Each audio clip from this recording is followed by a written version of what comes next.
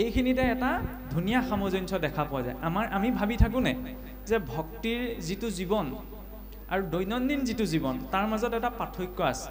ইমানখিনি কথা জানি বুজি ধৰি লওক বৰ্তমান ইমান আধুনিকতাৰ যুগটোত চলিবলৈ বোলে অকণমান অসুবিধা হয়। কিছুসকলে এইটো অভিযোগ থাকে, কিছুসকলে কয় সকলো নীতি নিয়ম দৈনন্দিন জীৱনটোৰ লগত আমি চলাব নোৱাৰোঁ, নহয়নে? কাৰণ সকলোৱে কৰ্মবিলাক বেলেগ বেলেগ। কোনোবা ব্যৱসায়ীজনেনো কেনেকৈ সদায় ভক্তিপৰায়ণ হৈ থাকিব, এনেকুৱা কিছুমান প্ৰসংগ আহে। বা খেতিয়কজন বা শিক্ষকজন দৈনন্দিন জীৱনৰ লগত আমি ভক্তি কেনেকৈ, সেইটোৱেতো আটাইতকৈ ডাঙৰ সমস্যা। আমি এই দুইটা বস্তুক বেলেগ কৰি পেলাওঁ। ভক্তি মানে বেলেগ আৰু দৈনন্দিন জীৱন মানে বেলেগ। কিন্তু সৃষ্টিৰ আদিতে এই দুইটা এক কৰিয়ে ব্ৰহ্মাদেৱক নাৰায়ণে পোনপ্ৰথম ভাগৱত দিছিল। আমি কওঁ ন চতুশ্লোকী ভাগৱতকে আমি জ্ঞান বিজ্ঞান তদং ৰহস্য আৰু মহাপুৰুষীয়া ধাৰাত তাকে আমি গুৰুদেৱ নাম ভকত বুলি চাৰি বস্তুৰ লগত তুলনা কৰোঁ। কিন্তু ইয়াৰ তাত্ত্বিক যিটো ব্যাখ্যা, সেই ব্যাখ্যাটো শুকদেৱৰ হাতত ৰূপ পাইছে। জ্ঞান বিজ্ঞান তদংগ ৰহস্য মায়া তৰণ। ব্ৰহ্মাদেৱক পোনপ্ৰথমতে নাৰায়ণে কি কৈছিল যে অহম এবা সমে বাগদে নান্যত য়ৎ সদসৎ পৰম পশ্চাদ অহম য়দিতস্য য়ৌ বশিষ্যত সুস্মিহম। অৰ্থাৎ ইয়াত একো টান কথা নাই। এটা কথাই প্ৰত্যক্ষ ৰূপত কৈছিল যে হে ব্ৰহ্মা, তুমি সৃষ্টি কৰ্ম কৰা, কিন্তু সদায় এটা কথা মনত ৰাখিবা যে সৃষ্টিৰ আদি অন্তে মধ্যে কেৱল মোৰেই অস্তিত্ব, মোৰ কাৰণেই তোমাৰ অস্তিত্ব বৰ্তি আছে। এইটোনো কি ডাঙৰ কথা? সৃষ্টি আদিতো ভগৱান আছে, এতিয়াও ভগৱান আছে, শেষতো ভগৱান থাকিব। ইয়াততো কোনো টান কথা নাই। সেইটোৱে আচল কথা। আমি তত্ত্ব কথা বুলি ক'লে মানে পোনপ্ৰথমতে শুনিলে মগজে বুজি নোপোৱা কথাবিলাক ভাবোঁ। শুনাৰ লগে লগে মগজু হিলি যাব লাগিব, সেইবিলাকে তত্ত্ব কথা। কিন্তু আচল তত্ত্ব ৰহস্য এই সাধাৰণ কথাটোতেই সোমাই আছে। আমি গম পালোঁ, আমাৰ মনতো থাকিলে যে সৃষ্টিৰ আদি মধ্যে অন্তে ভগৱন্তই আছে, কিন্তু তাক আমি চেতনাৰে কোনোবাখিনিত গ্ৰহণ কৰিব পৰা নাই। যদি চেতনাৰে গ্ৰহণ কৰিব পাৰিলোহেঁতেন, তেতিয়া চাওক খোৱা বোৱা বাক্য বচন কৰিব লাগে নালাগে এইবিলাকৰ কাৰণে বিধি বিধান বনোৱাৰ প্ৰয়োজনীয়তাই নাথাকিলেহেঁতেন। সকলো সময়তে আমাৰ মনত নাথাকে। কাৰোবাক কিবা এটা কওঁতে আমি কেতিয়াবা পাহৰি যাওঁ যে মই তেওঁক এইষাৰ এনেকৈ কৈছোঁ, হয়, কিন্তু ভগৱন্তৰ নিৰীক্ষণত মই আছোঁ। আজি আপোনাক মই বেয়াকৈ কিবা এটা কৈছোঁ, কাইলৈ মইতো সেইটো প্ৰত্যক্ষ ফলটো ভুগিব লাগিব। হ'ব আৰু একো নাই বুলি কিবা এটা মুখত দিছোঁ, হয়, কিন্তু সেইখিনি সময়ত মই পাহৰি যাওঁ যে ভগৱন্তৰ দৰ্শনত মই আছোঁ, নহয়নে? কথাষাৰ একেবাৰে সহজ, কিন্তু সকলো সময়তে তাৰ প্ৰতি আমাৰ চেতনাটো জাগ্ৰত হৈ নাথাকে। কাৰণ আমাৰ শুই থকা, আমি এনাস্থেচিয়া লৈ থৈছোঁ, ক'ৰ পৰা চেতনা জাগ্ৰত হ'ব? এনাস্থেচিয়া লৈ থাকোঁতে আপোনাক কাটিলেও গম নাপায় নহয়। আমাৰো ঠিক অৱস্থাটো তেনেকুৱা। জানোতে আমি সকলো জানো। ভাগৱত এতিয়া আপোনাক চাওকচোন, ঈশ্বৰৰ প্ৰতি ভকতি আছে কাৰণেতো ইয়াত বহি আছেহি। ভকতি নথকাকৈ ইয়াত কোনো বহি থকা সম্ভৱ নহয়। মই আপোনাক ভক্তি কি, ভকতি কেনেকৈ কৰিব লাগে বুজোৱাৰ কোনো প্ৰয়োজনীয়তা নাই, নহয়নে? যিজন ব্যক্তিৰ চেতনা যিমানটো স্তৰ পাইছে, সেইজনে সেই চেতনাৰ আধাৰতে ঈশ্বৰমুখী হৈ আছে। মই আপোনাক পৰিৱৰ্তন কৰিব নোৱাৰোঁ, আপুনি মোক পৰিৱৰ্তন কৰিব নোৱাৰে। আপুনি আপোনাৰ নিজৰ দৃষ্টিকোণ অনুসৰিয়ে নিজৰ জীৱনটো পালন কৰিব, নহয়নে? সকলোৱে সকলো কথা জানে, সকলোৱে সকলো কথা বুজে। খালি আমাৰ কি হয়, তেতিয়াহ'লে এই কথাবিলাক বাৰে প্ৰতি কৈ থকা কিয় প্ৰয়োজন? টিভিত একেটা এডভাৰটাইজকে বাৰে প্ৰতি কেলৈ দেখুৱাই দিয়ে? এটা এডভাৰটাইজ আপোনাৰ এসপ্তাহ দিয়া বন্ধ কৰি দিয়কচোন, সেই প্ৰডাক্টটোক মানুহে পাহৰি থাকিব। আমি খুব পাহৰোঁ নহয়। কালি ভাতকেইটা কিহে খালে বুলি ক'লে আমি ক'ব নোৱাৰোঁ। আজি গধূলি সময়ত কি খাই আহিলোঁ সেইটোকে মই পটককৈ সুধিলে ক'ব নোৱাৰোঁ, নহয়নে? সেইকাৰণে বাৰে প্ৰতি মানে কথাবিলাক কৈ থকাটো প্ৰয়োজন, পাগুলি থকা প্ৰয়োজন। সেইকাৰণে আমাক ক'লে যে বাৰে বাৰে আলোচনা কৰা কথা একেখিনিয়ে। ভাগৱতৰ ক'ত কি আছে আজি ইমান দিনে শুনি শুনি প্ৰায় সকলোৰে মনত এটা সম্যক ধাৰণা আছে, নহয়নে? নতুন কথা বুলিবলৈ একো নাই। সকলো এই আজিৰ পৰা 1000 বছৰ আগতে ব্ৰহ্মাক যিখিনি কৈছিল সেই একেখিনি কথাই আছে। শুকদেৱে ৰজা পৰীক্ষিতক যিখিনি কৈছিল একেখিনিয়ে আছে। কিয় বাৰে প্ৰতি শুনিবলৈ কৈছে? কাৰণ বাৰে প্ৰতি শুনোতেহে কাম কৰিবগৈ। তেতিয়াহ'লে সদায় কি আমি অনুষ্ঠান পাতিম নি? সদায়তো অনুষ্ঠান পতা সম্ভৱ নহয়। সেইকাৰণে ঘৰখনত শুনাৰ ব্যৱস্থা কৰিব লাগিব, নহয়নে? মহাপুৰুষে বৰ দীঘলীয়া চিন্তা কৰিছিল, কাৰণ জানে এই সোপা মানুহক ৰাম বোলাবলৈও টান। এতিয়াহে ৰাম ৰাম কৃষ্ণ কৃষ্ণ, 500 বছৰ আগতে ৰাম কৃষ্ণ কোন এখন অসমত কোনেও চিনি নাপায়, নহয়নে? আজিওতো কিছুসকলে কল্পনা বুলি কয়হে পাৰিলে, উপায় নাই আৰু। বাৰু সেইখিনি বেলেগ দিশ। য'ত ৰামকৃষ্ণক চিনি নাপায় সেইখিনি মানুহক যেতিয়া ৰামকৃষ্ণৰ সংস্কৃতি দিবলগীয়া হৈছিল, কিমান কঠিনতা সন্মুখীন হ'ব লগা হৈছিল, নহয়নে? সেইকাৰণে কি কৰিলে, গোটেই প্ৰতিটো কামত ভক্তিৰ ধাৰাটো সোমোৱাই দিলে।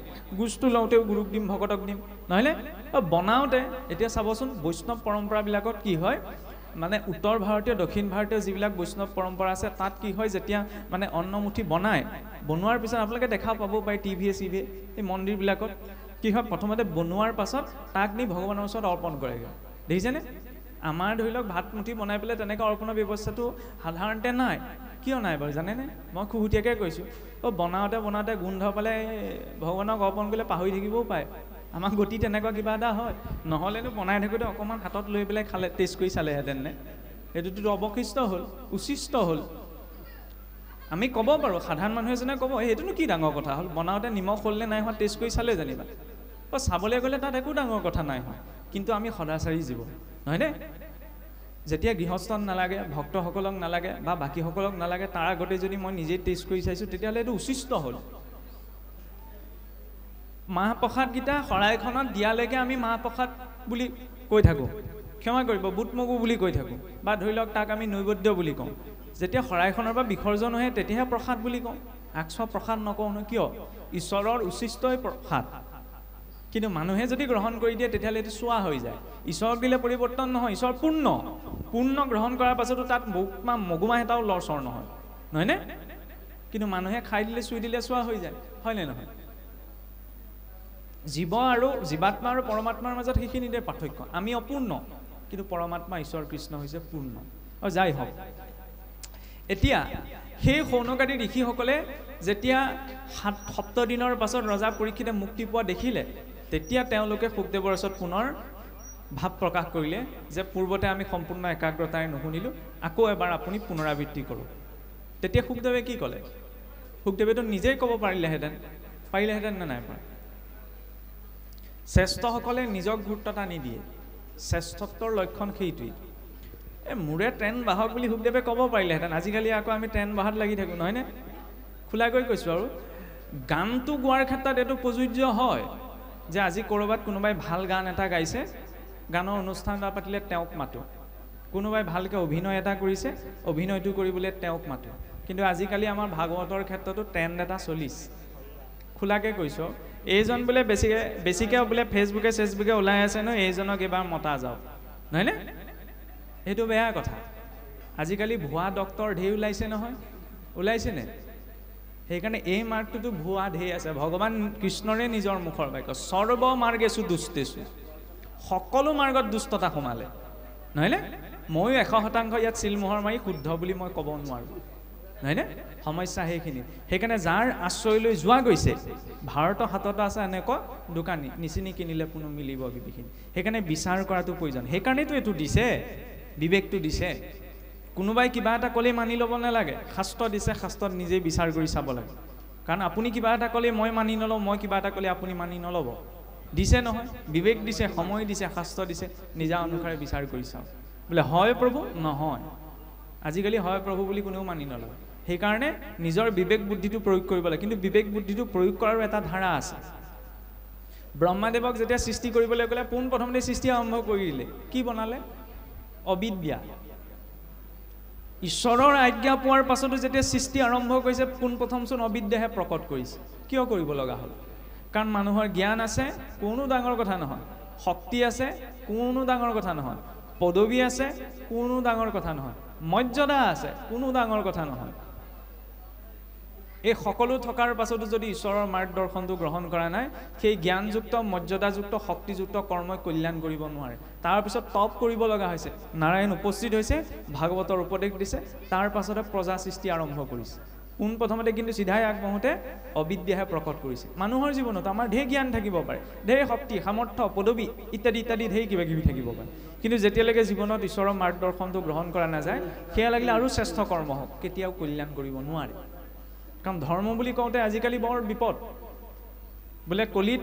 দ্বাদশত লিখিছে নহয় দান পুণ্য কৰিলে মুহুৰ হৈব খ্যাতি হেন দম্ভভাৱে ধৰ্ম আচৰিবে আতি বৰ বিপদ হয় দান পুণ্য কৰিলে বোলে মোৰ খ্যাতি বৃদ্ধি পাব সেইকাৰণে নহ'লেনো ৰজা মহাৰাজাবিলাকে ইমান ডাঙৰ ডাঙৰ মঠ মন্দিৰ বনাই থৈ ক'তো নাম লিখি থৈ নগ'ল বোলে মই বনাইছোঁ মই আকৌ ঘটিটো দিলেও নামটো লিখি দিওঁ নহয়নে এইটো বেয়া কথা মই এইটো সমালোচনা কৰিবলৈ যোৱা নাই অন্য ক্ষেত্ৰত কোনোবাই কিবা এটা দিছে ভাল কথা স্মৃতি হিচাপত নিজৰ নামটো ৰাখিছে কিন্তু ঈশ্বৰৰ ক্ষেত্ৰত যেতিয়া কিবা এটা দিয়া হয় ন আমিনো কি দিছোঁ ন আমাৰতো দিয়াৰ সামৰ্থ্যতা নহয় নিস্বাৰ্থ ভাৱত দিব লাগে এই বোলে নহয় ৰাইজে গম পাব লাগিব নহয়, গম পোৱাৰ প্ৰয়োজন নাই। মানুহৰ ফকাছত আহিলে তেওঁ ফকাছৰ পৰা নাইকিয়া হৈ যাম নহয়। পুতনা ৰাক্ষসী আছিল যদিও ধুনীয়া ৰূপ লাৱণ্য গৈছিল, গোটেই ব্ৰজবাসীসকলৰ ফকাছত আহি পৰিলে, নহয়নে?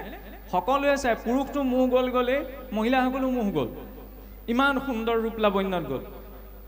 মানুহৰ ফকাছত গুৰুত্ব এটা দিলে, কিন্তু ঈশ্বৰৰ ফকাছত নাইকিয়া হৈ গ'ল। ঈশ্বৰে ওচৰ চপাৰ লগে লগে চকুকেইটা ঢাকি দিলে। বোলে ক'লে হ'বনে? সেই পুতনাকচোন জননীৰ সমান গতি দিছে। শুদ্ধ কথা, পুতনাক জননীৰ সমান গতি দিছিলে বুলি সকলোৱে জানে, কিন্তু গতি পোৱাটোৱে লক্ষ্য নহয়। পুতনাই যদিও জননীৰ সমান গতি পাইছে, ঈশ্বৰৰ স্নেহটো কাহানিও অনুভৱ কৰা নাই। মাতৃ যশোদাই যিটো স্নেহ ঈশ্বৰৰ পৰা পালে, পুতনাই জানো সেইটো পালে? গতিহে পাইছে। গতি পোৱাটো আমাৰ লক্ষ্য নহয় নহয়। ধৰি লওক এগৰাকী মাতৃ যেনিবা দুজন সন্তান, এজনে কথা ক'লে শুনে, আনজনে নুশুনে। দুইজনক সমানেই ভাল পায়, নিজৰ মাক নিজৰ দেউতাক, কিন্তু কথা শুনা ল'ৰাটোৱে মাক দেউতাকৰ যিটো স্নেহ অনুভৱ কৰিব পাৰে, কথা নুশুনাটোৱে পাব জানো? সম্পত্তিৰ ভাগ পোৱালৈ মাক বাপেক সন্তুষ্ট হোৱাটোক নুবুজাই নহয়। পিতৃ মাতৃৰ সেই স্নেহটো জীৱনত অনুভৱ কৰিব পাৰিলে নে নাই পৰা? পুতনাই গতিহে পাইছে, স্নেহ পোৱা নাই। সেইখিনিতে দেখুৱাইছে কেৱল গতি পোৱাটোৱে আমাৰ লক্ষ্য নহয়, আমাৰ ভাৱটো কেনেকুৱা সেইটো আমি লক্ষ্য দিব লাগিব।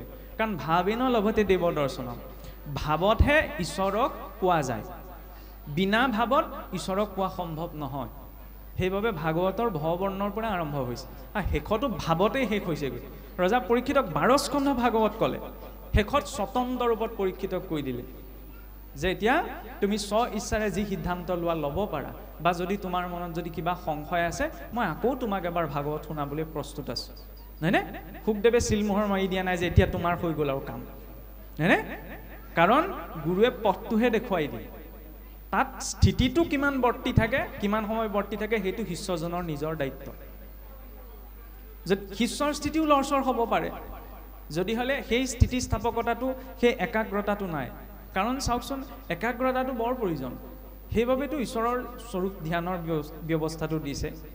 ভগৱানৰ চৰণৰ পৰা মস্তকলৈ গৈ পেলাই ঈশ্বৰৰ মুখখন চাই পেলাই ৰৈ থাকিবলৈও কোৱা নাই, তাৰপৰা আকৌ তললৈ পেলাই নামি আহা।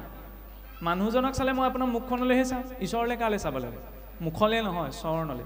গোটেই গতি ক'ত আছে? তেওঁ চৰণত, নহয়নে? সেইকাৰণে আমি চৰণত, এতিয়া এই কথা প্ৰসংগতে বৰ ধুনীয়া কথা এটা আহে।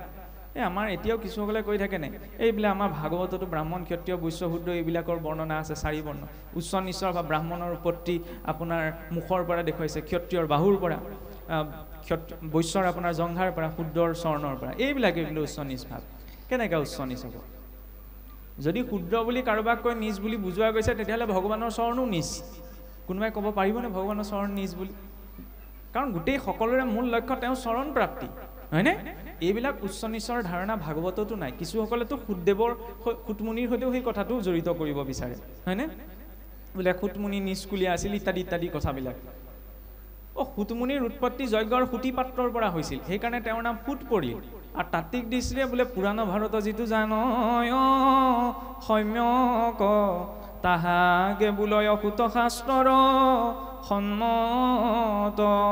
যিজনৰ অষ্টাদশ পুৰাণ ভাৰত, ৰামায়ণ আৰু মহাভাৰতক ইতিহাস ৰূপত ভাৰত শাস্ত্ৰ কোৱা হয়, যাৰ সম্যক ধাৰণা যিজনৰ ওচৰত উপস্থিত আছে, সেইজনক তাত্ত্বিক দৃষ্টিৰে সুত বুলি কোৱা হয়। আৰু সেই সুতৰ মুখে ভাগৱত শুনিবলৈ গ'লে শুকদেৱে কিয়? অভিমান শূন্য হ'বলৈ, নহয়নে? আৰু ভাগৱতৰ বৰ ডাঙৰ দিশ এটা আছে। ভাগৱতত চাওকচোন, যেতিয়া কাৰোবাক কিবা এটা শিক্ষা দিয়াৰ প্ৰয়োজনীয়তা হৈছে, উচ্চ লোকৰ পৰা উদাহৰণ ক'তো অনা হোৱা নাই। আপুনিয়ে চাওক, যেতিয়া আপোনাৰ 4ৰ্থ স্কন্ধত ভক্ত ধ্ৰুৱক নাৰদদেৱে উপদেশ দিছে, নহয়নে? সেইখিনি সময়তচোন নাৰদদেৱে ভক্ত প্ৰহ্লাদৰ কথা ধ্ৰুৱৰ আগত ক'ব পাৰিলেহেঁতেন, তোমাৰ দৰে এজনো সত্য যুগত হৈ গৈছে, নহয়নে? বা ভক্ত প্ৰহ্লাদক গৈও ধ্ৰুৱৰ কথা ক'ব পাৰিলেহেঁতেন, বিপ্ৰ দামোদৰক গৈও পূৰ্বৰ ভক্তসকলৰ কথা ক'ব পাৰিলেহেঁতেন, নহয়নে?